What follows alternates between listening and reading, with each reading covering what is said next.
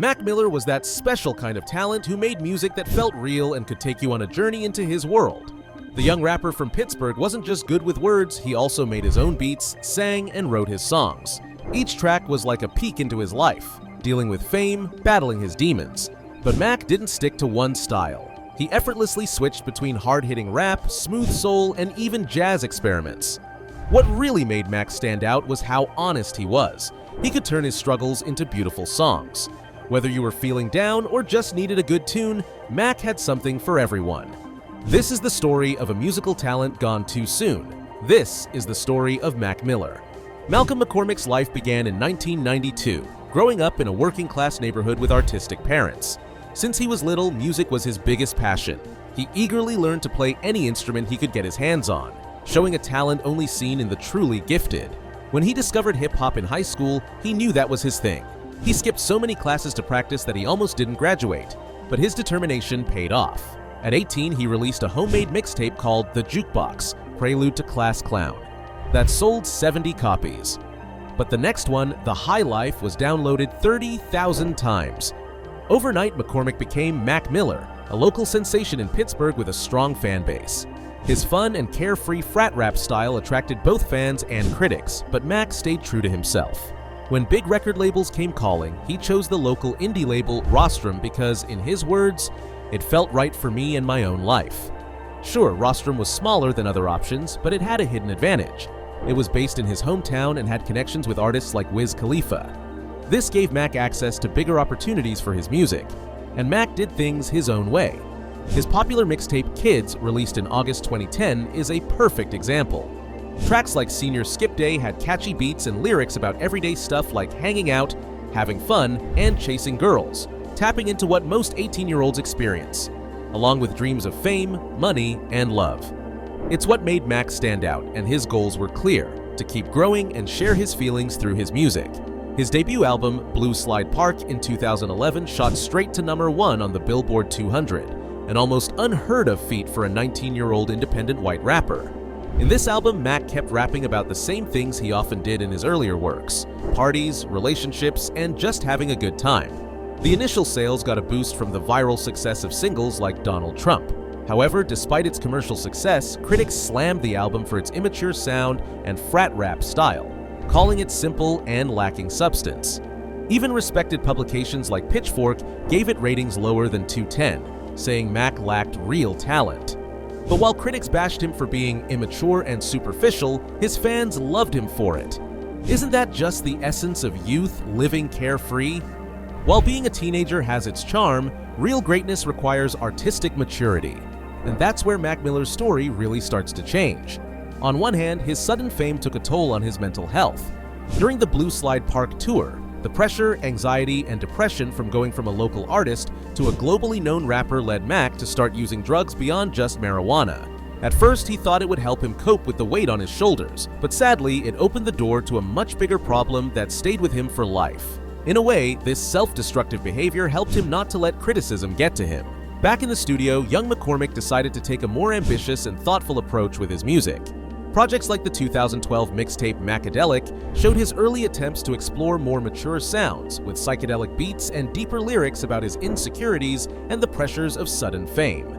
The big breakthrough came with his well-received 2013 album Watching Movies with the Sound Off, where Mac found his unique sound by mixing hip-hop with hints of jazz, funk, and soul. The detailed production, with lots of samples and layers of instruments, gave Mac a vibrant sonic space to talk about loneliness, addiction, and life's uncertainties. Tracks like Objects in the Mirror and the epic Avian with its string arrangement showed his skills as a songwriter. The peak of this creative period came in 2014 with Faces, an unsigned project that many fans see as his best work. It's a collection of 24 songs diving into even darker themes like loneliness, drug use, and thoughts on life and death. Faces is a trippy journey that Mac mostly made in his own studio called The Sanctuary, a place where he could freely create alongside friends like Thundercat and Earl Sweatshirt. Classics like Funeral, It Gets Better, and Diablo reveal Mac's personal and artistic introspection. And so, moving towards more somber beats, Mac's lyrics started focusing on more emotional and personal themes, like his relationships, struggles with drugs, reflections on life, and his feelings. With each of these projects, Mac Miller not only showed he could go deeper than surface-level topics in his music, but also grew as a person by expressing what he really wanted to say in each song. After this creative peak, Mac Miller began exploring freer paths in his music. Love, heartache, and good tunes became some of the most common themes in his life, and to embody these, he created 3 characters that appeared in each project, whether literally or figuratively. First, there was Larry Fisherman, representing Mac's love for making music and spending time in the studio. Then, there was Larry Lovestein, symbolizing his romantic side, writing songs and phrases for his partners. And finally, there was Delusional Thomas, reflecting Mac's struggles with substances and their impact on his mental health. These 3 characters, or rather Mac's alter egos, helped elevate his music both in lyrics and production. But as his career advanced, his personal life took a toll. It was during this time that he dropped his mixtape Faces, which became more than just a project. It was Mac's way of coping with issues like suicide, at least for a while. However, his creative sanctuary turned into a drug-infused trap, dragging him into a dark place. Mac reached a point where he couldn't sustain his lifestyle anymore. Eventually, he found himself living near Rick Rubin for a month, seeking to recover and clear his mind. In a later interview, he credited Rick's presence for helping him improve. Instead of rehab, he chose Rick's place as a spot to reset his perspective, adopt a better attitude, and take a year-long break. This led to his 2015 album Go Ode AM, which had a more upbeat sound and a brighter outlook on mental health. The production was polished, filled with catchy pop tunes like 100 Grandkids. Yet there were still some darker introspective tracks, like the epic Perfect Circle, Godspeed, and Ascension.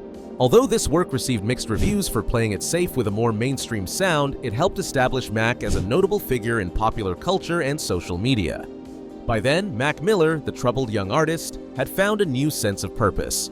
A few years back, he crossed paths with Ariana Grande.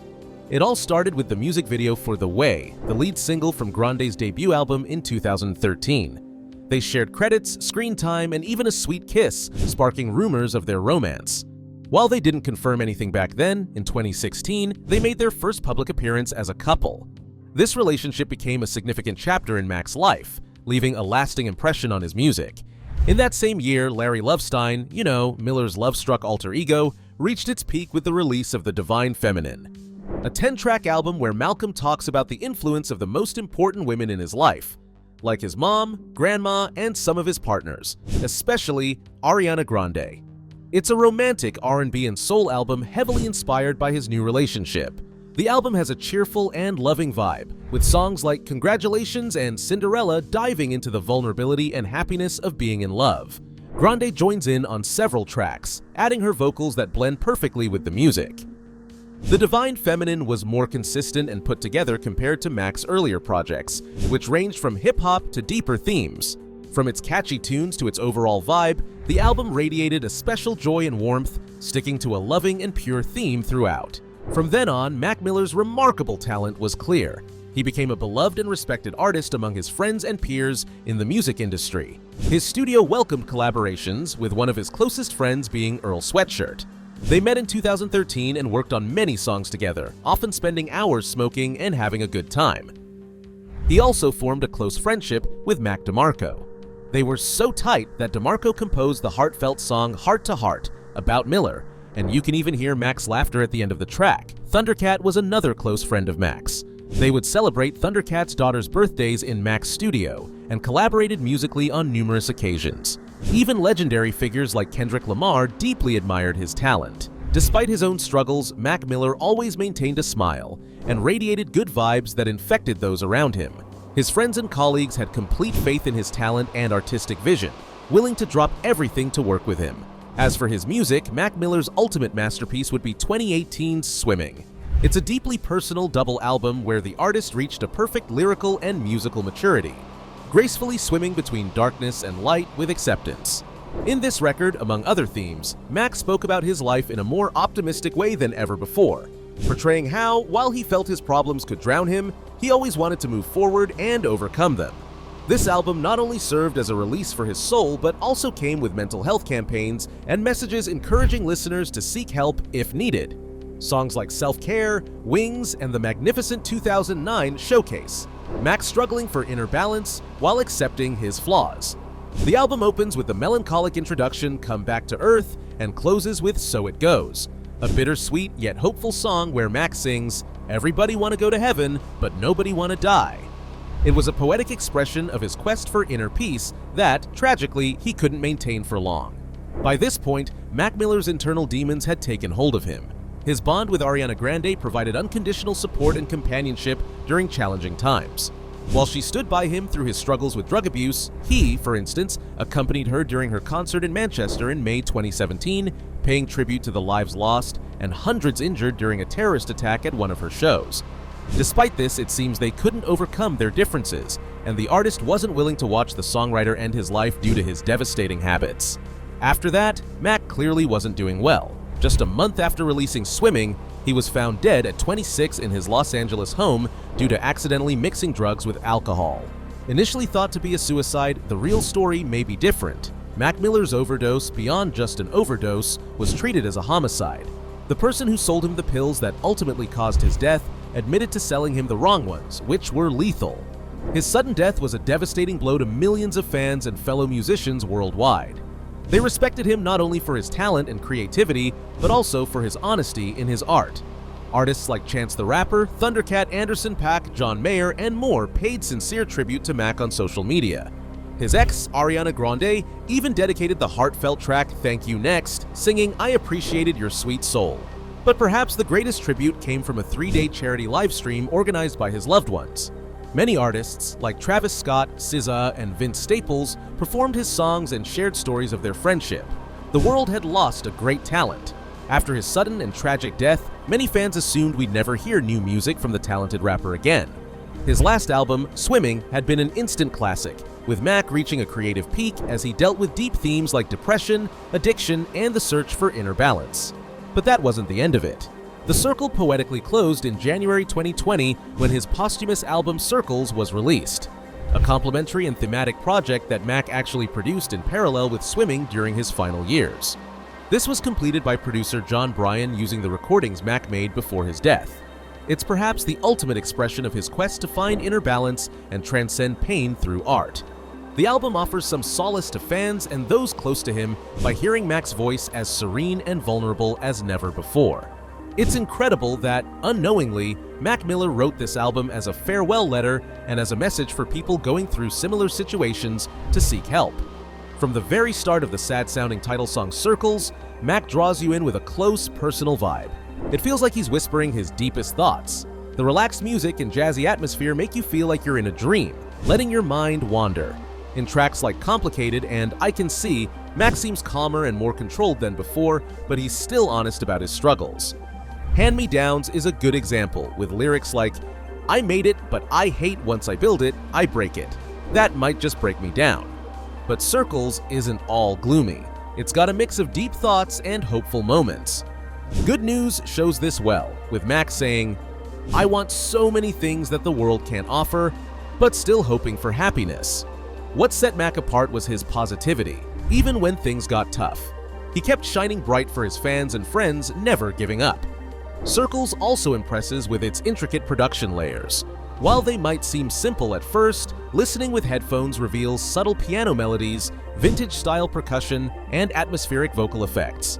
Each song feels like a journey into its own world of sound. Mac's ability to create these detailed musical landscapes shows how talented he was as a composer and arranger, especially considering he was only 26 years old. It's music that lets you escape from the world and immerse yourself in the emotions of an artist who bared his soul until the very end.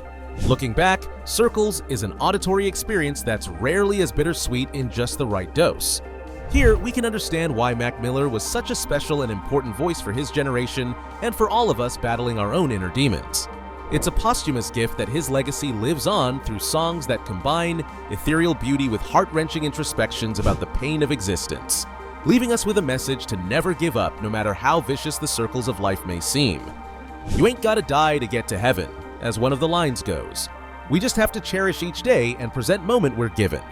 Listening to Circles, it's inevitable not to feel the loss of all the creative potential snatched away too soon. But at the same time, it's impossible not to be filled with gratitude for being left with such an intimate and honest final monument. A valuable lesson in how to never stop swimming against the current, no matter how dark the outlook may seem. Looking back over his all-too-short career spanning just 8 years, Mac Miller left behind an extensive, varied, and truly impressive discography that showed an inspiring journey. He started as a fun-loving rapper and evolved into a highly respected and talented musician, songwriter, producer, and storyteller of life's ups and downs. More than just a musician, he was a symbol of creativity, openness, and genuineness, in an industry often seen as cynical and superficial. Mac Miller's music reminds us that even in the darkest times, there's always a glimmer of hope if we keep pushing forward. Today, we remember him with fondness and respect, as only the greatest artists can inspire. Rest in peace, Malcolm McCormick. If you enjoyed this video, show your support by clicking the thumbs up, subscribe to the channel, and hit the notification bell so you don't miss any future videos. Thanks for watching, and see you next time!